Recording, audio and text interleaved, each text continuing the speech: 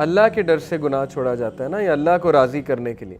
کچھ لوگ گناہ اس لیے چھوڑتے ہیں کہ میری صحت ڈیمیج ہو. تو پہلی بات یہ ہے کہ وہ گناہ کو صرف اور صرف اللہ سبحانہ و تعالیٰ کی رضا کے لیے چھوڑیں، کیونکہ جو ایکٹ اللہ کے لیے کیا جاتا ہے اس میں اللہ کی طرف سے برکت آتی ہے، اور جب اللہ کی طرف سے برکت آئے گی تو پھر ظاہر ہے کہ ڈٹرمنیشن بھی آئے گی. ٹھیک ہے نا. الکوہل ایڈکٹ ہوتے ہیں، کہتے ہیں گناہ اس لیے چھوڑ دیا، یا سگریٹ اس لیے چھوڑ دیا. آلدو یہ ون آف دا ریزنز ہے، میں اس ریزن کا انکار نہیں کر رہا.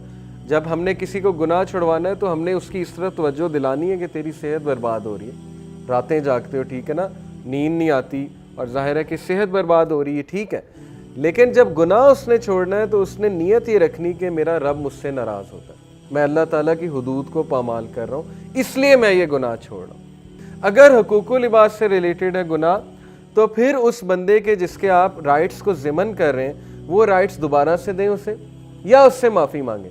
اور اگر you can not find that person, آلدو یہ سچویشن امپاسبل ہے آج کے دور میں، اب تو سوشل میڈیا کا دور ہے. مثال کے طور پہ بچپن میں کسی سے زیادتی کی، آج آپ کو نہیں سمجھ آ رہی، تو آپ جو ہے وہ آپ کو مل بھی نہیں رہا وہ بندہ، تو پھر اس کے بارے میں کہ صدقہ کریں، اور ظاہر ہے کہ اللہ سے مغفرت طلب کریں. لیکن یہ پاسبل نہیں ہے، سوشل میڈیا کا دور ہے، لوگ مل جاتے ہیں.